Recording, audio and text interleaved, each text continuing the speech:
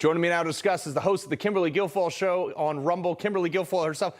All right, KG, you saw this. What's your take?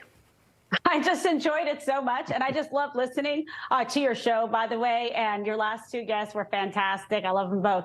But truth tellers, right? I mean, tell it like it is. Everyone's like, oh, Trump's nuts. He's going on CNN. What are you talking about? Let me tell you something. You know the guy?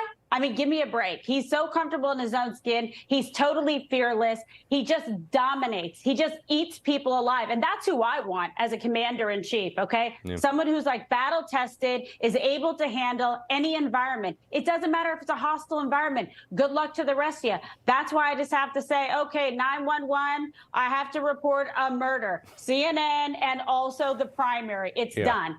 Trump is the nominee, and anybody else who's saying different is just lying, or they have a contract with someone that gets defeated by President Trump. This is only going to benefit, consultants and pollsters, et cetera. We need to be battle focused on the general election and make sure that Donald John Trump is back in the White House and wins in a landslide in 2024. That's what everyone should be focused on. Mission focused. And the other thing, too, is he was like, oh, you're offended? I really don't care. Anyway, next topic. I don't care. I want you to listen to what Trump had to say about the January 6th. This was a big topic. Yeah. Who are convicted of federal crimes.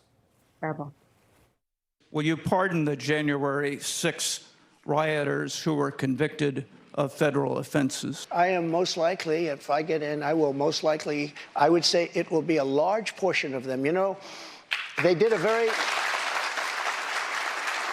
and it'll be very early on.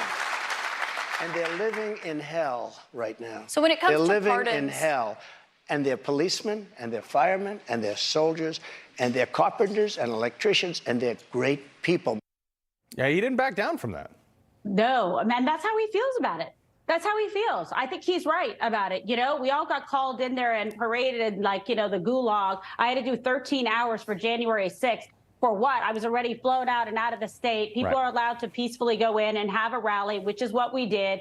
And, now we know the truth about what happened there and how much suppression there was. And it's outrageous, the people that were held in solitary confinement.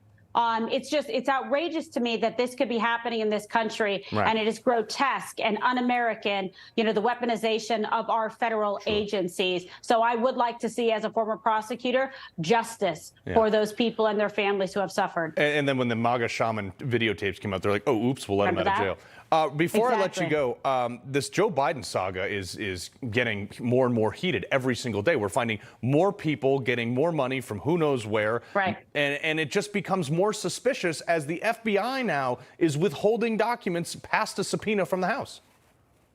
Yeah, it's unbelievable. I mean, it's not just, conjecture or speculation or what we thought was happening. And it's exactly what they were accusing President Trump of doing. They were doing themselves. And I think Congressman Comer and his team have done a great job of laying this out. We know now about China, about Ukraine, about Romania, about $10 million, flowing to the Bidens when he was vice president. And, this includes Hunter, it includes James, it includes their wives, even other relatives beyond that. The tentacles of corruption and influence peddling are extensive and deeply rooted and need to be pulled out and exposed. And there needs to be justice there for sure. Yeah, and they got to find their smoking gun. They got to get the bird in the hand, because if everything they're alleging becomes true, it is a really big deal. Kimberly Guilfoyle, we appreciate you joining us.